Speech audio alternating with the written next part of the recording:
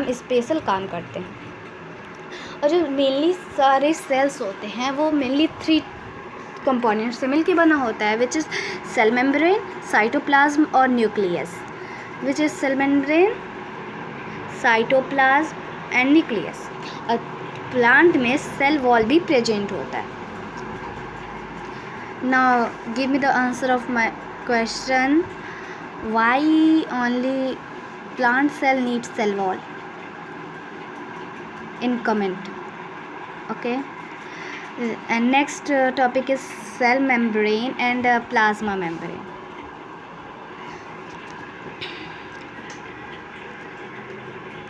Cell membrane, अब देखते हैं सेल मेम्ब्रेन क्या होता है और उसकी नेचर क्या होती है, उसकी ऑकरेंस क्या होती है। तो आउटर मोस्ट कवरिंग जो है वो सेल की, आउटर मोस्ट जो कवरिंग है सेल की वो सेल वॉल होती है। और ये जो सेल वॉल है वो सेल के अंदर के कंपोनेंट को सेल के अंदर के बाहर के कंपोनेंट से अलग करता है। और जो सेल मेम्ब्रेन होता है वो सिलेक्टिव परमिएबल होता है। इट मीन्स कि वो केवल कुछ सिलेक्टेड चीज़ों को ही सेल के अंदर आने देता है और सेल के बाहर जाने देता है। प्लाज्मा मेम्ब्रेन के अक्रॉस मूवमेंट देख लेते हैं। There is 2 movement which take place across the plasma membrane, which is diffusion and osmosis.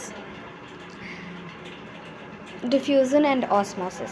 तो जो डिफ्यूजन क्या होता है, किसी भी सब्सटेंस का मूवमेंट हायर कंसंट्रेशन से लोअर कंसंट्रेशन को ही डिफ्यूज़न कहते हैं। जैसे gaseous exchange between cell wall. Let's consider it is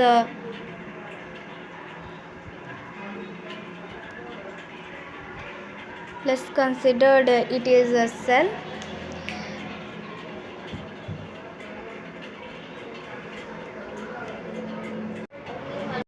Let's considered it is a cell. ये सेल है और सेल में जो है CO2 की मात्रा ज़्यादा, मतलब कंसिडर एक सेल ले लो, उसमें जो है CO2 ज़्यादा है और एक्सटर्नल इन्वायरमेंट में CO2 कम है। तो जो CO2 है वो सेल से मूव आउट करेगा सेल के एक्सटर्नल इन्वायरमेंट में। सेम इसी तरह दूसरा है ऑस्मोसिस। मतलब ऑस्मोसिस जो है एक टाइप ऑफ डिफ्यूजन है जिसमें जो वाटर है हायर कंसंट्रेशन से लोअर कंसंट्रेशन की तरफ जाता है। जैसे वाटर की ऑब्जर्वेशन प्लांट रूट के थ्रू जैसे होती है उसी तरह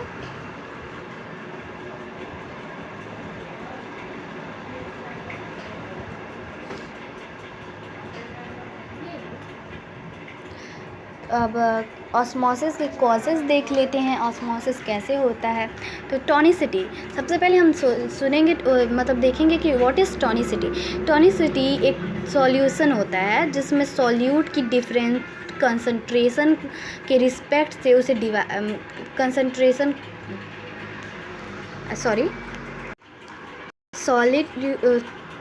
tonicity of a substance refers to the difference in solute concentration of the cell with respect to its surrounding. It means कि जो मतलब टॉनिसिटी है एक सॉल्यूशन है जो ये डिफरेंस बताता है कि जो सॉल्यूट है वो कंसंट्रेशन में डिफरेंस बताता है उसकी सराउंडिंग के रिस्पेक्ट में। तो 3 टाइप्स के सॉल्यूशन होते हैं, which is hypertonic, isotonic, hypotonic. चलिए हम डेफिनेशन देख लेते हैं कि व्हाट इज़ हाइपरटोनिक, आइसोटोनिक और हाइपोटोनिक। तो हाइपरटोनिक में जो है सेल के अंदर का जो वाटर होता है, कंसंट्रेशन ऑफ वाटर होता है वो कम होता है। मतलब सेल के अंदर की जो सेल के अंदर की जो वाटर कंसंट्रेशन होता है वो ज़्यादा होता है according to in respect to surrounding medium. मतलब सेल के अंदर ज़्यादा वाटर कंसंट्रेशन होता है और उसके सराउंडिंग में कम वाटर कंसंट्रेशन होता है। और आइसोटोनिक में सराउंडिंग मीडियम में भी सेम वाटर कंसंट्रेशन होता है और सेल के अंदर भी सेम वाटर कंसंट्रेशन होता है। और हाइपोटोनिक में सेल हाइपोटोनिक में जो है सराउंडिंग मीडियम में के सेल में ज़्यादा वाटर कंसंट्रेशन होता है और सेल में कम वाटर कंसंट्रेशन होता है। तो देखते हैं हाइपोटोनिक में सेल की मूवमेंट कहाँ होगी, सेल में होगी या फिर सराउंडिंग मीडियम में होगी। तो हम जानते हैं कि सराउंडिंग मीडियम में कम वाटर कंसंट्रेशन होता है और सेल में ज़्यादा वाटर कंसंट्रेशन होता है। तो हम जानते हैं कि ऑस्मोसिस हायर कंसंट्रेशन से लोअर कंसंट्रेशन की तरफ जाती है। तो इसमें तो हम देख रहे हैं कि सराउंडिंग मीडियम में कम कंसंट्रेशन ऑफ वाटर है और सेल में ज़्यादा कंसंट्रेशन ऑफ वाटर है। तो ऑब्वियसली जो वाटर है वो सेल से सराउंडिंग मीडियम में जाएगी। तो इट मीन्स जो सेल जो है वो वाटर लूज़ कर देगा ऑस्मोसिस के थ्रू और श्रिंक हो जाएगा। तो इस प्रोसेस को हम कहते हैं एक्सोऑस्मोसिस। और सराउंडिंग मीडियम और सेल में दोनों में सेम वाटर कंसंट्रेशन है, इसकी वजह से इनमें से कोई भी मूवमेंट नहीं होगा सेल मेम्ब्रेन में। और हाइपोटोनिक सॉल्यूशन में सेल मेम्ब्रेन में कम वाटर कंसंट्रेशन है और सराउंडिंग इन्वायरमेंट में ज़्यादा वाटर कंसंट्रेशन है। इट मीन्स जो सेल के अंदर वाटर जाएगा क्योंकि बाहर वाले में ज़्यादा वाटर कंसंट्रेशन है। तो हम जानते हैं कि higher concentration to low concentration की तरफ ऑस्मोसिस मूव करता है। तो इसमें जो है सेल वाटर ले लेगा ऑस्मोसिस के थ्रू और स्वेल हो जाएगा, फूल जाएगा और इसी प्रोसेस को हम इंडोऑस्मोसिस कहते हैं। देखिए एग्जाम्पल के थ्रू ले लीजिए हाइपरटोनिक सॉल्यूशन। ये देखिए प्लाज्मोलाइज्ड, अगर कोई भी सेल हाइपरटोनिक सॉल्यूशन से सिकुड़ता है, श्रिंक होता है, तो उसे हम प्लाज्मोलाइज्ड कहते हैं। देखिए H2O सेल से निकल रहा है और ये सिकुड़ रहा है। और देखिए और कोई भी आइसोटोनिक सॉल्यूशन में अगर कोई भी सेल सेम रिमेन रह जाता है तो हम उसे कहते हैं फ्लैसिड। और हाइपोटोनिक सेल्स में जो है अगर सेल स्वेल होता है तो हम कहते हैं टर्जिड। ओके, अब प्लाज्मा मेम्ब्रेन की स्ट्रक्चर देख लेते हैं कि कैसा स्ट्रक्चर होता है।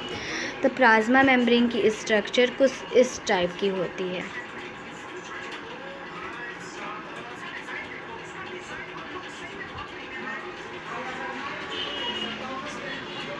कुछ इस टाइप का होता है।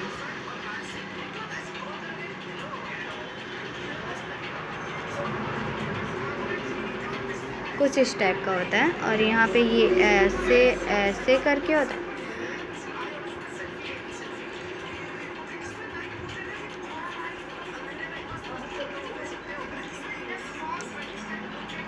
यहाँ पे जो है एक्सट्रेंसिक प्रोटीन होता है और यहाँ पे इंट्रेंसिक प्रोटीन होता है। और ये जो चीज़ें हैं ये जो है ये लिपिड बाइलेयर्स है, ये लिपिड बाइलेयर्स है और ये इसका हेड है और ये इसका सॉरी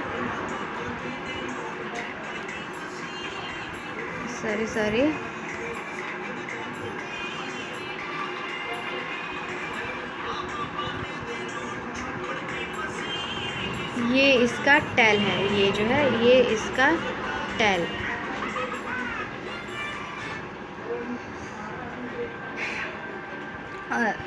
है। तो इस तरह से प्लाज्मा मेम्ब्रेन की स्ट्रक्चर होती है।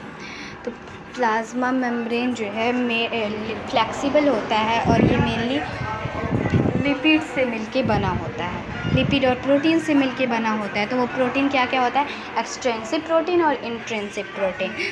लिपिड बाइलेयर जो है वो इसमें प्रोटीन जो है इम्बेड होता है। तो फ्लेक्सिबिलिटी जो है सेल की जो फ्लेक्सिबिलिटी है वो फूड को इन्वॉल्व करने में मदद करती है, अदर मटेरियल को एक्सटर्नल इन्वायरमेंट से इन्वॉल्व करने में मदद करती है। जैसे अमीबा में इंडोसाइटोसिस होता है।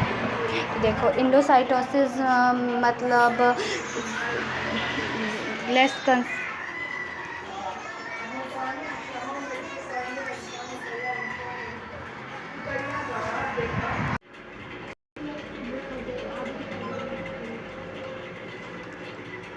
अब हम देखेंगे सेल वॉल के बारे में अगले वीडियो में।